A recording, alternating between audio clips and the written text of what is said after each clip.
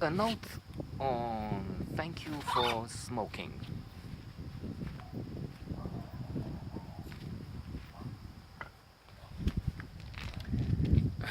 It is, of course, a challenging message. It's out there in the title, the provocation and preposterousness of this proposition. Thank you for smoking. What do you mean? In this world and age, smoking is anathema. It is like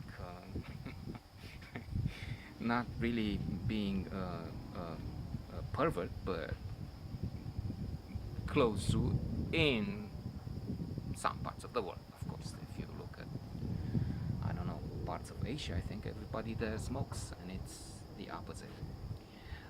What comes to mind is the fact that this is not something altogether new. Dostoevsky, I remember that thing, quote from him, said, "I will never kiss a woman who smokes."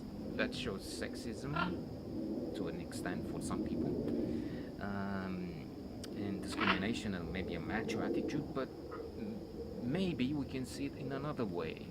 Dostoevsky was one of the first who saw the bad effects of smoking. First of all, the smell, then other things. A genius, nevertheless.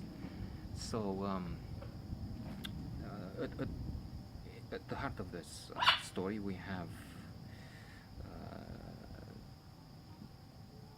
Nick Naylor, Aaron Eckhart, a very good actor, and with a charisma, with a presence, with a likable persona, which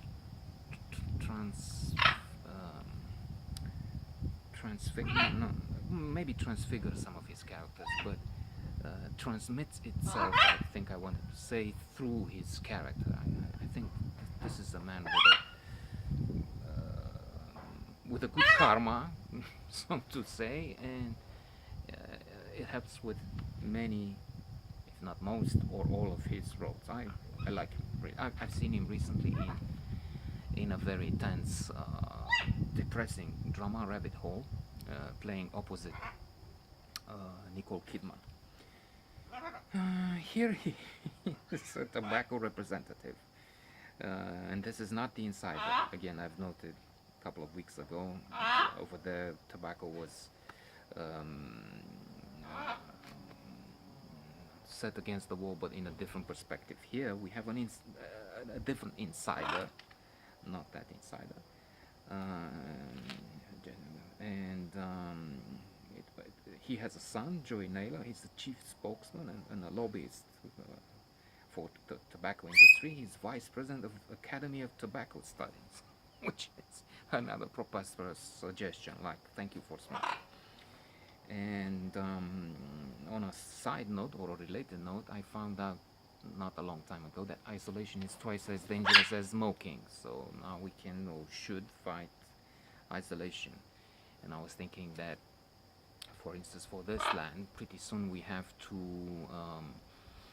replace tobacco, anti-tobacco, anti-smoking material and publicity, which is, I would say, relevant because everybody knows, and those who decide to keep smoking do it because of these ads to show off or something. And to talk about maybe positive psychology and happiness messages, but we'll see if that happens. That was an idea I had. He's also funny in the context of meetings with Maria Bello, aka Polly Bailey, who is a representative of alcohol, so to say, a lobbyist for alcohol, and Jay Bliss, who is working for the gun business, and they call themselves MOD Squad, the Squad of the Merchants of Death. MOD stands for Merchants of Death, and they have insider jokes like which is the industry that has killed more. So that's one aspect of it, looking at it through a funny lens, so to say. But then it all changes in the film when the hero, Nick Naylor, makes some confessions in bed.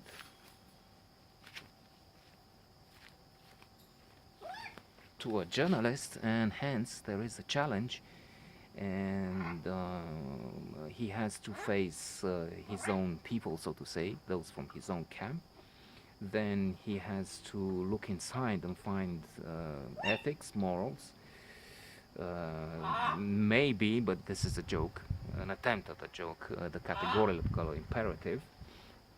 And he might change his idea about thank you for smoking. This is a very interesting, very good film. And as I said, it's in large part due to the actor in the leading role, the very good Aaron Eckhart.